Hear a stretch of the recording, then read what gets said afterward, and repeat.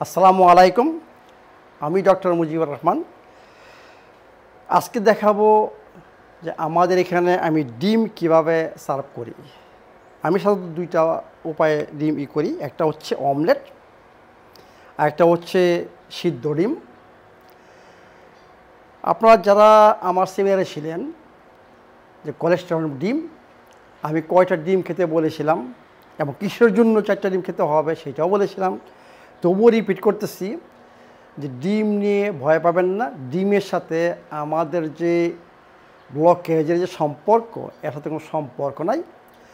ব্লকেজের সাথে সম্পর্ক সেটা হচ্ছে অন্য কোলেস্টেরল, সেটাকে বলা হয় oxidise small particle of LDL. ডিম যে আপনি খাচ্ছে এটাকে বলে ডায়েটারি কোলেস্টেরল, এইটার সাথে ওই অক্সিডাইজ এলডিএল এর কোনো সম্পর্কই নাই। তাহলে ডিম আপনারা খাবেন 4টা, ভয় পাবেন না। কারণ ডিম হচ্ছে মানে সবচেয়ে নাম্বার 1 খাবার, যেই প্রোটিনটা আমাদের বডি ইজি ওয়ে মানে অ্যাবজর্ব করে। আপনারা হয়তো অনেকে জানেন শুধু ডিমের সাদা অংশেই প্রোটিন রয়ে গেছে। নো, ডিমের কুসুমও প্রোটিন রয়ে গেছে। ওই সেমিনারে বলেছিলাম যে ডিমের একটা অংশ খাবেন না, ডিমটা তৈরি হচ্ছে দুইটা অংশে খাওয়ার জন্য। আপনাকে শুধু সাদা পার্ট খাবেন আর কুসুম ফেলে দিবেন, বা কুসুম খাবেন সাদা পার্ট ফেলে দিবেন। ন, ডিমটা আমাদের পুরোটাই খেতে হবে, কারণ আছে। এবং কীভাবে সিদ্ধ করবেন এটা অত্যন্ত ইম্পর্টেন্ট, কারণ ডিমের যে কুসুম সেইটা কাঁচা খেতে হবে, কারণ এটার মধ্যে অনেক এনজাইম রয়ে গেছে, সমস্ত নিউট্রিয়েন্টস রয়ে গেছে, যেটা আমার শরীর ইজি ওয়ে ডাইজেস্ট করবে এবং অ্যাবজর্ব করবে। আর ডিমের যে সাদা পার্ট রয়ে গেছে সেইটা কিন্তু আমার বডি যদি কাঁচা খান সেটা ডাইজেস্টিভ মতো করতে পারবে না, এর মানে আপনার ডাইজেশনের প্রবলেম হতে পারে। এই জন্য আমি বলি যে বুঝতে বলছিলাম, তার মধ্যে আমি বলছি ডিমের কুসুমটা নেবেন আর সাদা অংশটা সেপারেট করে সাদা অংশটা পাক করে খাবেন। আর ডিমের কুসুমটা শুধু কোকোনাট অয়েলের সাথে, ঘিয়ের সাথে, মধুর সাথে মিক্স করে আপনি ওই টেস্টোস্টেরন বুস্টার খাবেন। তাহলে দেখেন আমি আজকে আপনার 2টা ডিমই দেখাবো, যে একটা স্টিম ডিম এখানে আছে এবং কাঁচা ডিম এখানে আছে, এবং অমলেট তৈরি করব। দেখেন আমি কি দিয়ে অমলেট তৈরি করি। সাধারণত 2টা শাক সবজি দিয়ে আমি অমলেট তৈরি করি। এখানে এইটাকে বলা হয় kale, KALE, kale. I like this vegetables. এইটা পারফেক্ট ভেজিটেবলস। আমি জানি না বাংলাদেশে হয় কি না, দেখেন যদি না হয় অন্য যে কোনো নেবেন। আর এইটা হচ্ছে আপনার স্পিনাচ। আমি দেখাচ্ছি, খুলে দেখাচ্ছি। দেখেন এটাকে বলা হয় স্পিনাচ। তো আমি সাধারণত এই 2টা ভেজিটেবলস ইউজ করি। স্পিনাচ শুধু আজকে তাহলে কী ইউজ করতেছি আমি, দেখেন আজকে আমরা কেল ইউজ করতেছি। তাহলে দেখেন আমি সব কেল দেখতেছি, এরপর আমি অ্যাড করতেছি রসুন, এরপরে আমি অ্যাড করতেছি, এটা একটা পোর্শন হবে আপনার পেঁয়াজ, খুব বেশি কেটে ফেলা হয়েছে, অসুবিধা নাই, আর একটু অসুবিধা নাই, সব দিয়ে দেওয়া, নো প্রবলেম। এটি এরপরে আমি রিকমেন্ড করব যাদের IBS বা ইনডাইজেশনের প্রবলেম রয়ে গেছে তাদের জন্য মরিচ খাওয়া আমি রিকমেন্ড করি না। তবুও একটু স্বাদের জন্য আপনারা ইউজ করতে পারেন। আমার IBS-এর প্রবলেম নাই, তাহলে আমি কাঁচামরিচটা ইউজ করব। এরপর আমি কি করব, আমি এখন স্টার্ট করব হিটিং। কত ডিগ্রি সেন্টিগ্রেডে?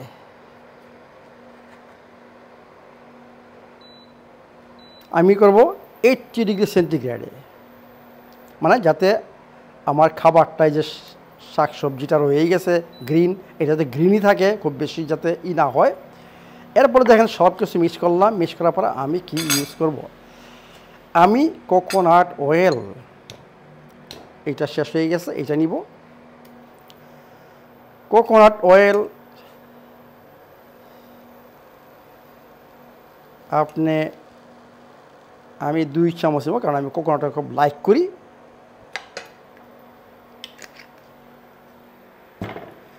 দেখেন এখানে কোকোনাট অয়েল এবং ডিম, এটাকে আমাদের ডাক্তাররা বলবেন এটা হার্ট ধ্বংসকারী খাবার, নট হার্ট হেলথি, আর আমি বলি এটা হার্ট হেলথি খাবার।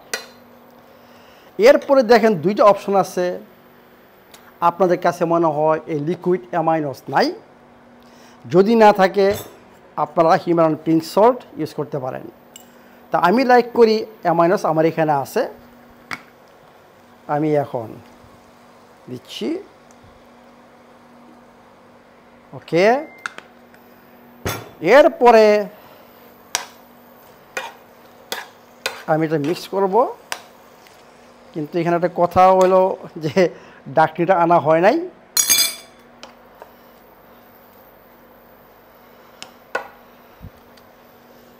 ঢাকা দরকার ছিল।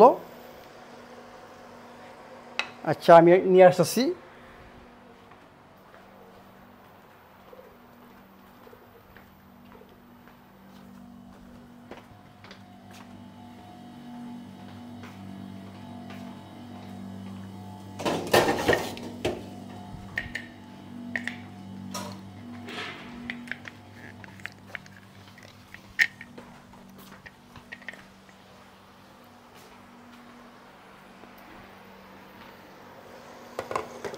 ঢেকে দিলাম।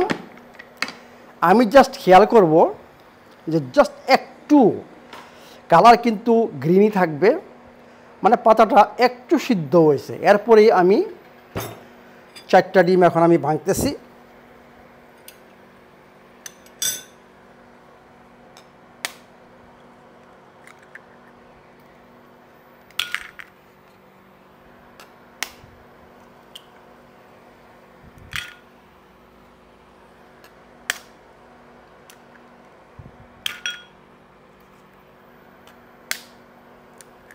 রাসেল খাইবা?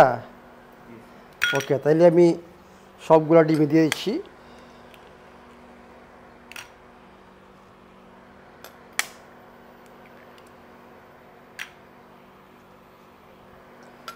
অসুবিধা নেই, মানে এটা একটু কম হবে, পাতাটা একটু কম হবে, নো প্রবলেম। কারণ আমি মনে করছিলাম একটা পোর্শন তৈরি করব। দেখেন অলরেডি পাতাটা মোটামুটি সিদ্ধ হয়ে গেছে। আমরা পুরো সিদ্ধ করব না, পাক করব না, আমরা কাঁচা, আমি বলছি যতটুকু সম্ভব কাঁচা। এখন আমি কী করি দেখেন, জাস্ট ডিমটা আমি দিয়ে দিচ্ছি।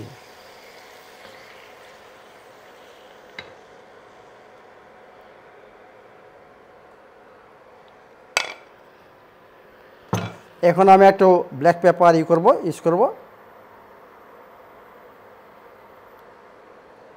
এবং ঢেকে রাখবো।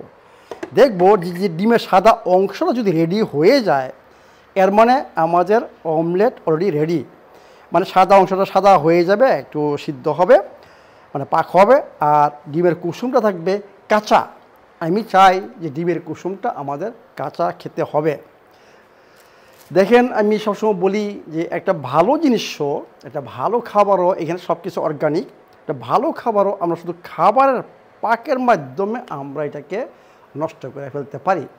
তা আমি ট্রাই করব যে যতগুলো পাক আমি এখানে করি আপনাদেরকে আস্তে আস্তে এগুলো দেখাবো। মানে হয়তো বা রিপিটও হবে, নো প্রবলেম, কিন্তু আমি বলি যতটুকু সম্ভব মানে কাঁচা খাবেন এবং কম হিটে পাক করবেন, এটা অত্যন্ত ইম্পর্টেন্ট। এবং আপনারা দেখেন আরেকটা জিনিস যে হিট, আমি বলি যে তেল জাতীয় জিনিস দেখুন দিন পাক করে খেবেন না, পাক করার পরে আপনারা তেল ইউজ করুন, দ্যাটস দ্য বেস্ট ওয়ে। কিন্তু আমি এখানে অমলেট তৈরি করতে অলরেডি তেল দিয়েছি আগেই। কী জন্য? কারণ আমার 80 ডিগ্রি সেন্টিগ্রেড, এবং আমি বলতে গেলে দেখেন সাদা ডিমের সাদা অংশটা হচ্ছে, আমার ডিমের কুসুমটা কাছাই রয়ে গেছে এবং পাতাগুলা কাছে রয়ে গেছে। একটু পরে নামায় ফেলবো। মানে সোজা কথা কাঁচা খাওয়ার অভ্যাস করবে না, কারণ আমাদের খাবার অভ্যাস যদি আমরা চেঞ্জ না করি তাহলে আমরা সুস্থ থাকবো না। কারণ আমরা পাক শাকের মাধ্যমে দেখেন আপনারা অনেক কিছু ইউজ করতেন, হলুদ টলুদ সব কিছু যেগুলা পাউডার কিনেন মার্কেটে, এইগুলা অত্যন্ত প্রচুর পরিমাণে আমাদের শরীরের জন্য যে ক্ষতিকর সেই জিনিসগুলো থাকে, নট অনলি টারমারিক পাউডার। এই জন্য বাজার থেকে কোনো পাউডার জাতীয় কোনো কিছু কিনবেন না, ওগুলো ইউজ করবেন না। জাস্ট দেখেন সিম্পল হিমালয়ান পিঙ্ক সল্ট, পেঁয়াজ, রসুন, মরিচ, পাতা আর ডিম। আমাদের পাক শাক কিন্তু অত্যন্ত ইজি, মানে এখানে কঠিন কোনো কিছু কাজ নাই। এখন দেখেন আমরা কীভাবে এটা খাবো। আমি রিকমেন্ড করব জাস্ট এই যে অমলেটটি খাবেন। এরপরে যদি আপনার জায়গা থাকে তাহলে আপনি হয় কিনোয়া, না হয় বাকুইট, না হয় ব্ল্যাক রাইস অল্প একটু আপনি হয় কোকোনাট অয়েল দিয়ে আর না হয় আমাদের ঘি দিয়ে এবং অ্যামাইনোস বা পিঙ্ক সল্ট দিয়ে মিক্স করে আপনারা খাবেন, মানে অল্প একটু ভাত, নট টু মাছ। দেখেন অলরেডি রেডি হয়ে গেছে কিন্তু, দিস অলরেডি রেডি। রাস্তাটুকু দেখাও কি আসছে, আমাদের অলরেডি রেডি হয়ে গেছে। এই দেখেন, এটা বলতে গেলে বলা যায় কাঁচা। দেখছেন ডিমের অংশটা সাদা যেটা হয়েছে ওইটা অলরেডি এটি ডিমের কুশনটা সম্পূর্ণ কাঁচা রয়ে গেছে। শেষ, আমি এখন নামায় ফেলবো, হিট অফ। এখন আমি দেখাচ্ছি সিদ্ধ ডিম কতটুকু সিদ্ধ করবেন। আমি জানি না, কারণ আমি ওকে বলছিলাম যে কাঁচা রাখার জন্য।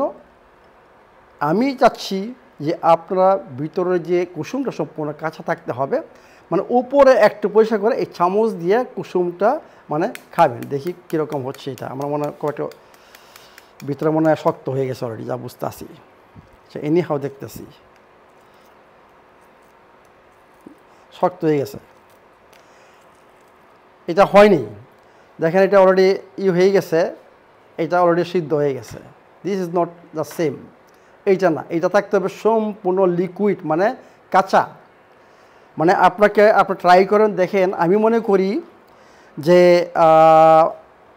পানিটা যখন দিবেন, ডিমটা রাখবেন, যখন পানিটা ফুটবে জাস্ট ডিমটা উঠাই ফেলেন, দেখেন ভিতরে কীরকম আছে। এরপর আপনার নিজেরা চিন্তা করেন। আমার কথা হচ্ছে আপনার ডিমটা পুরো ছোলার দরকার নেই, মানে পরিষ্কার করার দরকার নেই। উপরের পাটটা ছুলে চামচ দিয়ে ভিতর থেকে ডিমের কুসুমটা খান, এবং ওইটাও একটু লিকুইড থাকবে, মানে সম্পূর্ণ এরকম শক্ত হবে না। এইটা অলরেডি শক্ত হয়ে গেছে, মানে ডিমের কুসুমটাই হয়েছে। এইটা আমি রিকমেন্ড করি না, এইটা অলরেডি বয়েল হয়ে গেছে। আমি চাচ্ছি যে ডিমের কুসুমটা থাকতে হবে সম্পূর্ণ কাঁচা। এইটা হচ্ছে আমার উদ্দেশ্য।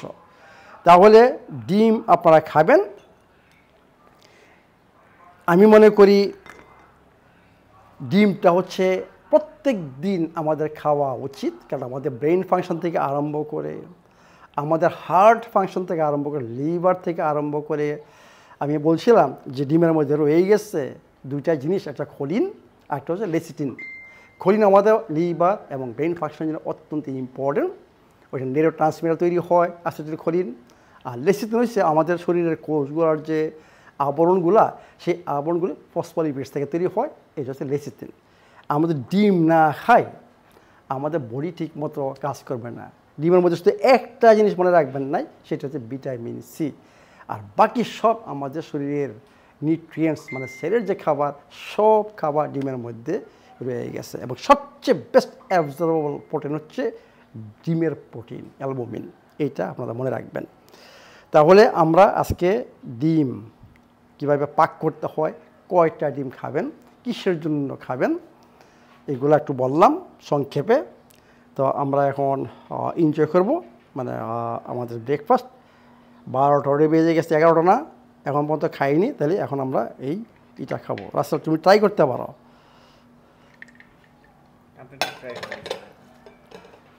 মানে এখনও গরম, অসুবিধা নাই। It will be very tasty. হ্যাঁ, it will be very tasty. আপনার এর সাথে আর কোনো কিছু মিক্স করবেন না, ভাত বা অন্য কিছু মিক্স করবেন না। এইটা সেপারেট দেখাবেন, বারে বারে বলতেছি সেপারেট এটা খাব। এরপরে যদি আপনার থাকে, কিন্তু যারা 30 দিনের প্রোগ্রামে বা 10 দিনের প্রোগ্রামে ইনসুলিন রেজিস্ট্যান্স দূর করার জন্য প্রয়োজন, তারা ভাত খাবেন না, তারা শুধু এইটাই খাবেন, অন্য কিছু খাওয়ার দরকার নাই। এই যে শাক সবজিতে যেই আপনার কার্বোহাইড্রেট রয়ে গেছে, আপনার বডি ফাংশনের জন্য জাস্ট এনাফ।